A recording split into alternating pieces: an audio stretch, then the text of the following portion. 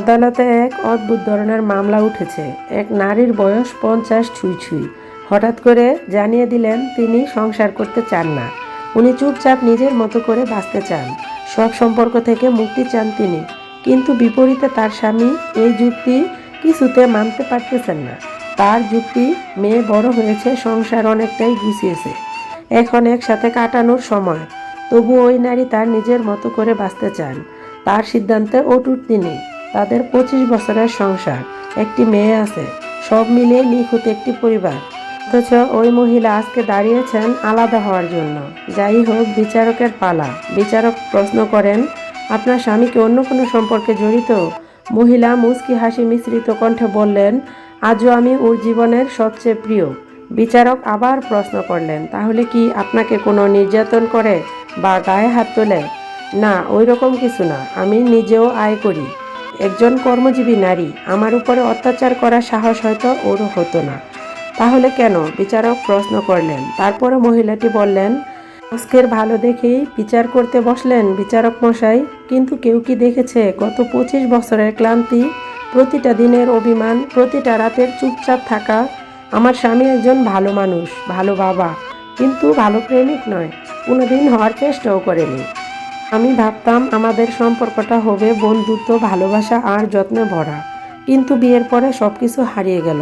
বউ হওয়া মানে রান্না শেখা, কাজের ভাগ নেওয়া, শাশুড়ির অপমান সহ্য করা, এইসব যেন স্বাভাবিক হয়ে গেল। আমি আয় করতাম, তবু সংসারের প্রতিটা দায়িত্ব কাঁধে নিয়েছিলাম।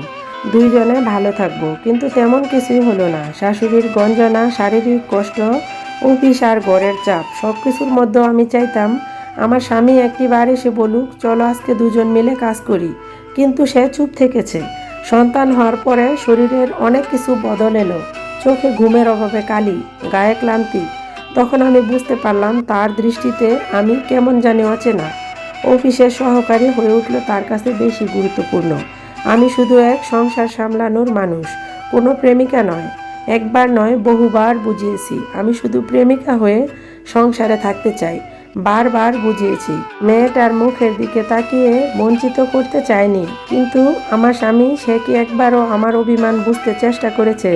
সে আমাকে দিয়েছে সবচেয়ে ভালো বউয়ের খেতাব, বন্ধুদের সামনে আমার খুব প্রশংসা করত, কিন্তু তাকে আমি একটিবারও পাশে পাইনি, একটিবারও জিজ্ঞেস করিনি তুমি কেমন আছো। সে তার মতো রয়েছে, বন্ধুদের সাথে ঘোরাঘুরি করেছে, আড্ডা দিয়েছে, সময় কাটিয়েছে। কিন্তু আমার বেলায় আমি 25 বছর সংসার করেছি, 23 বছর মায়ের দায়িত্ব পালন করেছি, নিজেকে ফুরিয়ে দিয়েছি সংসারে, বিনিময়ে পেয়েছি শূন্যতা। তবে আমি আজ আর কারো বউ হয়ে বাঁচতে চাই না, স্বাধীন মানুষ হয়ে বাঁচতে চাই। আমি সকালে সূর্য দেখতে চাই, রাতে ডায়েরির পাতায় নিজের অনুভব লেখার সময় চাই। আমি চাই না সকাল সকাল উঠে কারো জন্য চা বানাতে গিয়ে আমার ঘুম শেষ হয়ে যাক। আমি একটু সুখ চাই, একটু শান্তি চাই, নিজের মতো করে যেন কাউকে বোঝাতে না হয়। একটু ভালোবাসা চাই, নিজের জন্য বেশি কিছু তো চাই না। নারী হয়ে জন্মেছি বলে শুধু দিয়ে যাব, কিন্তু কিছুই পাবো না। তাই আমি নিজেকে মুক্ত করতে চাই, সম্পর্কের দায়িত্ব থেকে নয়, জীবনের প্রতি নতুন ভালোবাসার খোঁজে। মহিলার কথা শুনে পুরো আদালত নিস্তব্ধ। এমন সৎ আর গভীর হৃদয়ের কথা শুনে কিছু বলার নেই কারো। বিচারকের চোখে যেন জল। এই গল্প থেকে এইটুকু বোঝা যায়, জীবনে ভালোবাসার দরকার আছে। ভালোবাসা না হলে জীবন চলে না, কোনো সম্পর্ক টিকে না। জীবনের প্রতিটা সম্পর্কই ভালোবাসা না থাকলে তা শুধু দায়িত্ব হয়ে পড়ে। আর দায়িত্বে মন তুষ্ট হলেও আত্মা হয়তো চুপি চুপি কাঁদে।